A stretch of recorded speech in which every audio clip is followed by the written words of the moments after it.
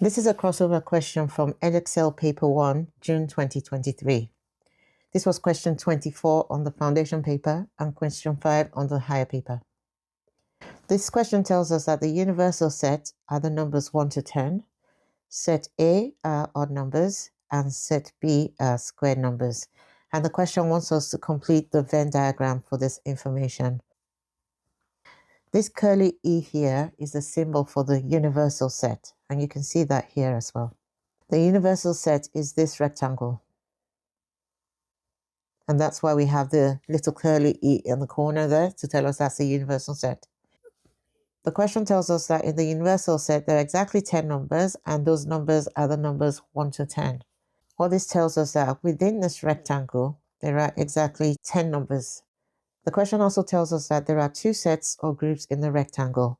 So we have set A, which is this circle here, and set A is made up of odd numbers.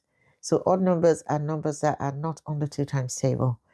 Between the numbers 1 to 10, the numbers that are not on the 2 times table are 1, 3, 5, 7, and 9.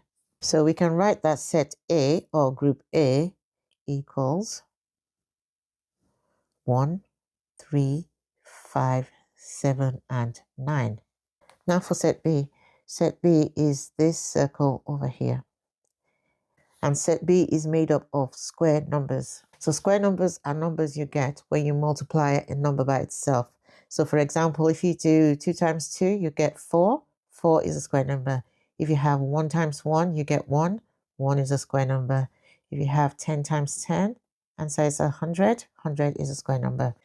So a square number is the number you get when you multiply a number by itself. So between 1 and 10, the square numbers are 1, 4, and 9. Right, reason we've gone for 1 is because 1 times 1 is 1. 2 times 2 is 4, so we have 4, and 3 times 3 is 9. Right, so we're going to make a note of that set B is 1, 4, and 9. So I'm going to put that here.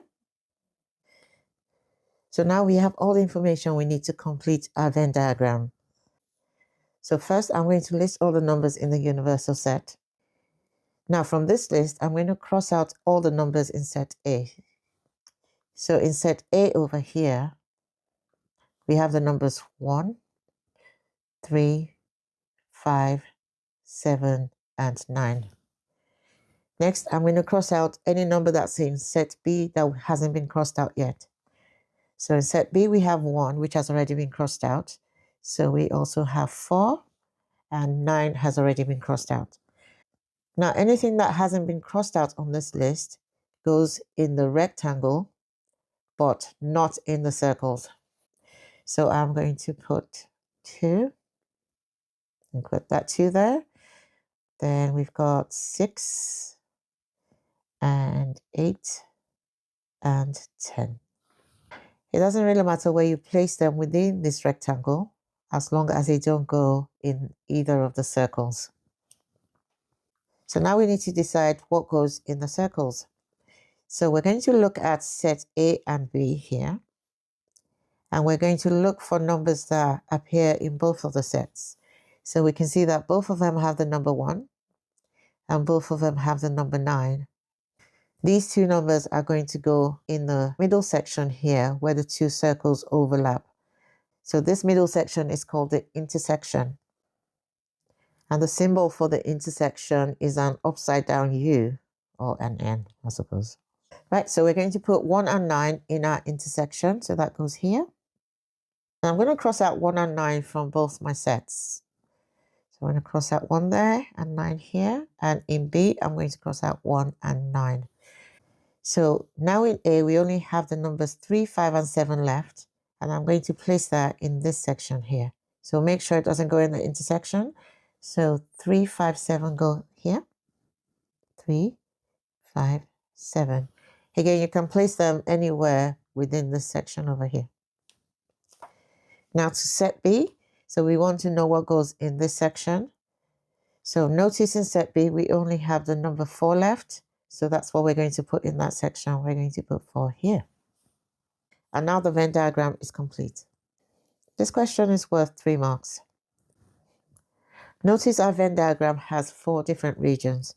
We've got the region within the rectangle but outside the circles.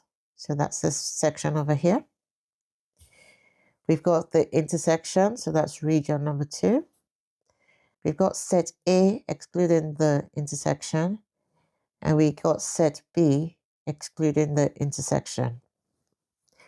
If you put the correct numbers in all 4 regions, that's worth 3 marks. If 3 regions are correct, that's worth 2 marks, and if only 1 region is correct, that's 1 mark. Now for part B, a number is chosen at random from the universal set. So this is important. The number is chosen from the universal set, and we need to find the probability. So we need to find the probability that the number is in set B complement. I'll come back to that in a minute. So the probability is the chance of something happening or not happening. The formula for probability is a number of desired outcomes divided by the total number of outcomes. So what that means for this question is how many numbers are in B complement, because that's our desired outcome. So we want to pick a number that's in B complement, and we need to divide that by how many numbers altogether. Right, I'm going to start with how many numbers altogether because we already know that answer. The question tells us that the number is picked from the universal set. And in part A, we know the universal set has exactly 10 numbers. So we know our denominator is 10. So the probability of B complement, so P here is a short form for probability. So the probability of B complement is something over 10. 10 is how many numbers we have in the universal set. So now we need to figure out how many numbers are in B complement. Now this symbol here, B complement, means not in B. So if we go back to our Venn diagram, so this is our Venn diagram here. So anything within this shaded area is part of B. So to find B complement, we need to count every number that's outside this outline. Right? So we've got 1, 2, 3, 4, 5, 6, 7. So we've got 7 numbers that are not in B, and that's going to be our numerator. So I'm going to put 7 here. So the probability of picking a number that's in B complement is 7, because we have 7 numbers that are not in B, out of 10 because we've got 10 numbers altogether. If you prefer, you can write this answer as 70%, or you can write the answer as 0.7 if you prefer decimals. Any of these 3 answers will get you the full 2 marks. However, for this question, I would recommend giving your answer as a fraction because the numerator and the denominator are marked separately. So if you've got a numerator of 7, you get 1 mark. If you've got a denominator of 10, you get 1 mark. That's where the 2 marks are coming from. For the percentage, your percentage has to be exactly 70% to get the marks. So if that's wrong in any way, you lose all the 2 marks. The same with the decimal one. So if you do not have exactly 0.7, you lose all the 2 marks. Whereas for the fraction one, you get 1 mark for the numerator and you get 1 mark for the denominator. If you found this video useful, then you should watch this one next. Thanks for watching. Don't forget to subscribe, like, comment, and share.